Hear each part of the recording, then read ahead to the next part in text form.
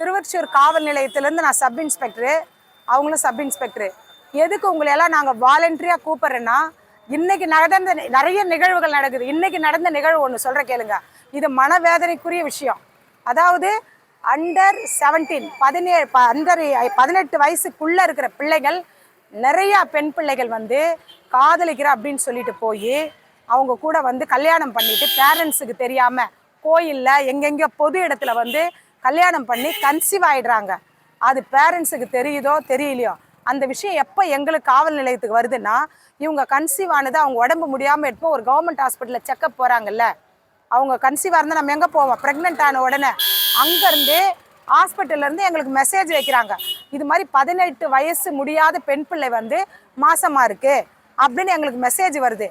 நாங்கள் போய் மெசேஜை ரிசீவ் பண்ணால் பாவம் விவரம் தெரியாமல் என்ன பண்ணுதுங்க, ஒருத்தங்க கூட இன்ஸ்டாகிராம் இப்போ ஃபுல்லாக எல்லாமே இன்ஸ்டாகிராமில் போயிட்டு அதில் பழகி அவன் படிச்சிருக்கானா படிக்கலையா, அவன் என்ன மதம், அவன் என்ன எதுவுமே தெரியாமல் அவன் கூட வேகமாக ஓடி ஒரு தாலி கயிறை கட்டிக்கிட்டு அவன் கூட மாசமாயிட்டு அதிகப்படியான வழக்குகள் வந்து காவல் நிலையத்துக்கு வருது.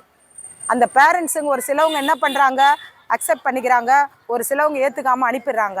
இன்றைக்கி வந்த விஷயம் என்னன்னா கவனிங்க, இன்றைக்கி ஒரு அழகான 18 வயசு முடிந்து 19 தொடங்கின ஒரு பெண் பிள்ளை ரொம்ப அழகாக செக்க செவேல்னு பியூட்டியாக இருக்கிறான். அவள் இன்ஸ்டாகிராமில் ஒரு டான்ஸ் கிளாஸை சூஸ் பண்ணுறான். அவளுக்கு டான்ஸ் ஆட பிடிக்கும் போல். அந்த டான்ஸ் கிளாஸில் சூஸ் பண்ணி அந்த டான்ஸ் கிளாஸில் போய் சேர்றான்.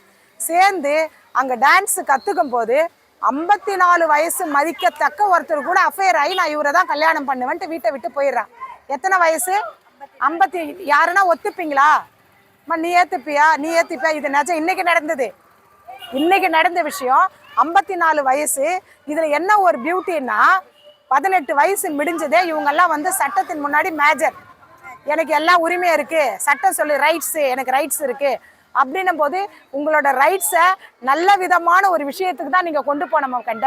உங்களோட லைஃப் போகிறத பற்றியோ உங்கள் லைஃப் வந்து வீணாகிறத பற்றியும் நீங்கள் கவலைப்படுறதில்ல. இதில் என்ன ஒரு அதுன்னா, அவன் சொல்கிறான் 18 வயசு ஆகிடுச்சு, முடிஞ்சிடுச்சு, அந்த பொண்ணை நான் கல்யாணம் பண்ண போகிறேன்னு அவனோட வாதம். இந்த பொண்ணு சொல்லுது, நான் ரொம்ப அவர் விரும்பிட்டேன், அவரு கூட நான் எல்லாமே பழகிட்டேன், நான் அவரை தான் கல்யாணம். இது எந்த பெற்றோர் ஏற்றுப்பீங்க? யாருன்னா ஏற்றுப்பேன். ஆல்ரெடி கல்யாணம் ஆகி டைவர்ஸ் ஆன வந்தாலும் அவனுக்கு 40 வயசில் பொண்டாட்டி, அவனுக்கு குழந்தை பிறந்திருந்தாலும் இந்த வயசில் ஒரு பொண்ணு இருக்கல்ல. இது எல்லாருமே சிந்திங்க, தயவு செய்து சிந்திங்க.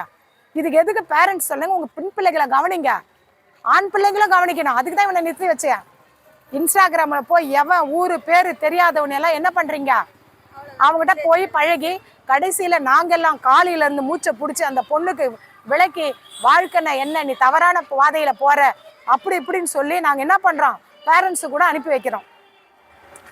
காவல் நிலையம் வரைக்கும் வர்றதை தடுக்கிறது யார் கையில் இருக்குது? அம்மா அப்பா கையில்.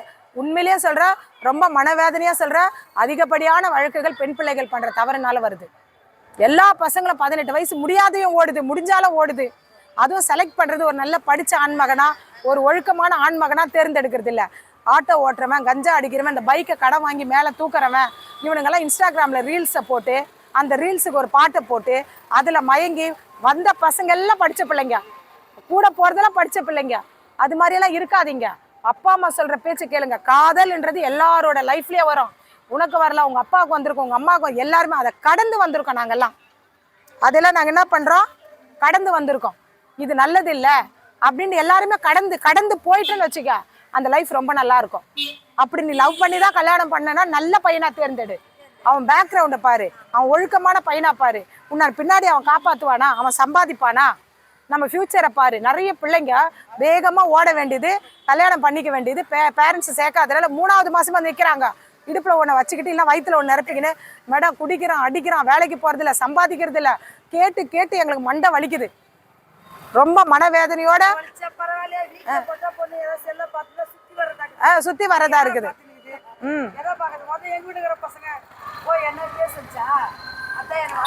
இதை நான் என் பையனுக்கு 23 வயசு ஆகுது, ரெகுலராக அவனுக்கு கிளாஸ் எடுக்கிறேன். இந்த மாதிரி பிரச்சனை வருதுப்பா, இந்த மாதிரி பிரச்சனை வருது.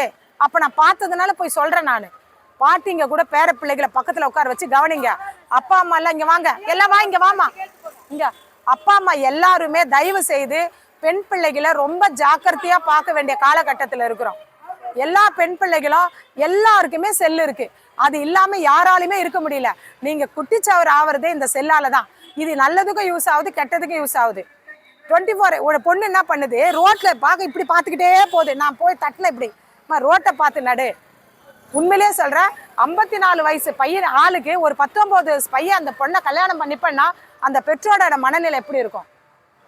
நான் என்ன சொல்றேன், பெண் பிள்ளைகள் தயவு செய்து, உங்களுக்கு எல்லாம் 18 வயசு முடிஞ்சிச்சுன்ற உடனே வெட்டியை தூக்கின்னு ஒருத்தவங்க கூட கிளம்புறீங்க. அவன் யாரு, அவன் எது?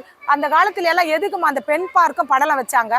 பெண் பார்க்க படலம் என்னையெல்லாம் இப்போ 25 வருஷத்துக்கு முன்னாடி பொண்ணு பார்க்க வரும்போது எனக்கு சின்ன தாத்தா, பெரிய தாத்தா, பெரியப்பா, அவரு இவரு பங்காளி கிங்காளி எல்லாரும் உட்கார வச்சுக்கின்னு, இப்போ பையன் என்ன வேலை செய்றான், எங்க வேலை செய்றான், அவனுக்கு கெட்ட பழக்கம் இருக்கா, அப்படியா இப்படியா, அவனை ஆராய்ச்சி பண்ணி வீட்டாண்ட போய் விசாரிச்சு, கம்பெனியில போய் விசாரிச்சு, அவன் பேக்ரவுண்டை விசாரிச்சு தான் எங்களை கல்யாணம் பண்ணி கொடுத்தாங்க.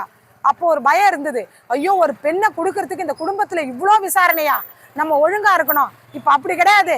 ஒரு பைக் எடுத்துன்னு அப்படி தூக்கிட்டு ஒரு ரீல்ஸை போட்டோடனே அவன் பின்னாடி ஓடிடுது. அவர் எங்கன்னா இரவல் பைக் வாங்கி வந்திருப்பாரு, அவர் சீன் போடுவார், இப்படின்னு அப்படின்னுவாரு. அவர் ஏதோ சொன்னா பாரு, இந்த படையப்பா படத்துல இது எந்த இல்ல மாப்பிள்ள, நான் அந்த மாதிரி அழகா இருக்கிறீங்க. நீங்கெல்லாம் பிகாம் படிக்கிறீங்க, MBA படிக்கிறீங்க, டாக்டருக்கு படிக்கிறீங்க. ஆனா நீங்க சூஸ் பண்ணி போற ஆளெல்லாம் கஞ்சா குடிக்கையா இருக்குது. 10வது கூட பாஸ் ஆகாம உங்க பின்னாடியே சுத்தம் என்ன பண்ணாங்க தெரியுமா? கத்தி எடுத்து கையை எடுத்துப்பானுங்க, பிளேட் எடுத்து நெஞ்சை வெட்டிப்பானுங்க. இந்த வீர செயலெல்லாம் செஞ்சா நம்பாதீங்க. உங்களோட தாய் தகப்பன் உங்களோட நன்மைக்காகவும் உங்களோட எதிர்காலத்துக்காகவும் உங்களை பாதுகாக்கின்ற ஒரே காரணத்துக்காக உங்களை சின்னதுல இருந்து பாதுகாத்து சம்பாதிச்சு கஷ்டப்பட்டு வளர்க்குறாங்கன்னா அவங்களுக்கு தயவு செய்து நீ தேர்ந்தெடுக்கிற ஆளு நேர்த்தியான ஆளா இருக்க பாருங்க. அவங்க கொண்டு போய் நிறுத்தும் போது அவன் நேர்த்தியான ஆளா இருக்கணும். அவங்க மனம் எவ்வளவு வேதனைப்படும். காதல் காதல் காதல் அப்படியே காதே வலிக்குது எங்களுக்கு. லவ் பண்ணிட்டேன் மேடம், லவ் பண்ணி என்ன லவ்? ஒருத்தனை பார்த்ததே வர்றது லவ்வா? அவனை பின்னாடி வச்சு எப்படி காப்பாற்றுவான்னு நீங்கள் யாருன்னா நினைக்கிறீங்களா? வாழ்க்கைன்றது இன்னைக்கே ஒரே நாள் முடிஞ்சது இல்லை. நீ 60 வயசு இல்லை 80 வயசு அவன் கூட தான் வாழ்ந்தாகணும். உனக்கு பிள்ளைகள் பிறக்கும், அவங்களோட படிக்க வைக்கணும், உனக்கு அன்றாட தேவைகளை அவன் பூர்த்தி பண்ணணும், உனக்கு ட்ரெஸ் எடுத்து கொடுக்கணும், உனக்கு சாப்பாடு போடணும், உனக்கு முடியலன்னா மருத்துவ செலவு பார்க்கணும். இதெல்லாம் அவனால் முடியுமா? ஒரு தாய் தகப்பை பார்க்கும்போது ரெஸ்யூமை பார்ப்பாங்க முதல்ல. BE படிச்சுக்கிறானா, 2 வருஷம் சம்பளம் வாங்குறானா, அப்புறம் ஜாதகத்தை பார்க்குறாங்க, அப்புறம் குழம்பு பார்க்குறாங்களா, கோத்தரை பார்க்குறாங்க. எதுக்காக? உங்களோட நன்மைக்காக. உங்களோட முதல்ல போகும்போது மேடம் எதுனாலும் நான் பார்த்துப்பேன், சொன்னது இடுப்புல வச்சு நான் உட்காருது மேடம், இவனை கட்டில இருந்து நான் டென்ஷனாகவே இருக்கிறேன் மேடம், இவன் நான் இருந்தால் நான் செத்து போயிடுவேன் மேடம்னு ஒவ்வொரு நாளும் 3 பிள்ளைங்க கண்டிப்பாக காவல் நிலையத்துக்கு வராங்க. இதெல்லாம் தேவையா? உங்களை எவ்வளோ சுதந்திரமாக வளர்க்குறாங்க. உங்களோட ட்ரெஸ்ஸுலேருந்து, உங்களோட மேக்கப்லேருந்து, உங்களோட சாப்பாட்டு முறையிலேருந்து, உங்கள் பேரண்ட்ஸ் உங்களுக்காக எவ்வளோ விட்டு கொடுக்குறாங்க. இந்த ட்ரெஸ்ஸு தான் போட இல்லாத ஃபேமிலி கூட பெண் பிள்ளைகளை ஆண் பிள்ளைகளை நல்லா வளரணும்னு நினைக்கிறாங்க. தயவு செய்து ஒவ்வொருத்தரும் அவங்களோட பெண் பிள்ளைகளை கவனமாக பாருங்க. அவங்கள உட்கார்ந்து பேசுங்க, அவங்க கூட மனசு விட்டு பேசுங்க, அவங்க என்ன நினைக்கிறாங்கன்னு கேளுங்க. அவங்களுக்கு டெய்லி போகும்போது சில அறிவுரைகளை சொல்லி அனுப்புங்க. இன்னைக்கு ஒருத்தவன் பின்னாடியே வருவான், உன்னை லவ் பண்ணுறேன்னு சொல்லுவான், உன்னை வச்சு காப்பாத்துறேன்னு சொல்லுவான். அந்த விஷயத்த உன் அப்பா கிட்ட வந்து சொல்லுங்க. அப்பா ஒருத்தர் என்ன லவ் பண்ணுறேன்றாருப்பா, என்னை காப்பாற்ற அவர்கிட்ட சொல்லி பாருங்களேன். அப்போ தெரியும் உனக்கு அவர் என்ன முடிவு எடுத்திருக்காருன்னு. தயவு செய்து உங்களோட ஆசைகளையும் சரி, உங்களோட வருத்தங்களையும் சரி, உங்களோட சந்தோஷத்தையும் பெற்றோரிட சொல்லுங்க. வேற யாருக்கிட்ட ஷேர் பண்ணாதீங்க. அவங்க எடுக்கிற முடிவு தான் உங்களோட வாழ்க்கையை ரொம்ப பிரகாசமாகவும் ரொம்ப ஆனந்தமாகவும் வைக்கும். கரெக்டா இல்லையா? அவர் பார்க்குற மாப்பிள்ளைய பாருங்க, அதில் உனக்கு பிடிக்கலன்னா பிடிக்கலன்னு சொல்லு. உனக்கு அஜித் மாதிரி வேணும்னா அவர்கிட்ட சொல்லு, விஜய் மாதிரி வேணும்னா அவர்கிட்ட சொல்லு. ஏன் நீங்க சூஸ் பண்றீங்க? நீங்க சூஸ் பண்றவன் வெட்டியானவன், வேலைக்கு போவாதவன், ஒழுக்கம் இல்லாதவன், இவன் தான் உன் பின்னாடி திரிவான். வேலை செய்யறவன் திரிவானா? ஒரு IT கம்பெனியில் எடுத்துக்க, அவன் காலையில் உட்காந்தானே நைட்டு வரைக்கும் வேலை பார்ப்பான். அவனால உன் பின்னாடி சுத்த நேரம் இருக்காது. அப்படி கம்பெனிக்குள்ளே லவ் பண்றியா பண்ணு தாராளமா. அவன் நல்ல பையனா தான் வீட்டில் வந்து சொல்லு. இந்த ரோட்ல வெட்டி அவன் பின்னாடி பைக்கை சுத்தின்னு வரவன், இந்த ட்ரெயினில் பார்க்குறவன், பஸ்ஸில் பார்க்குறவன், இவனையெல்லாம் தயவு செய்து திரும்பி கூட பார்க்காதீங்க. உங்களோட வாழ்க்கை நரகமாக்கும். புரியுதா?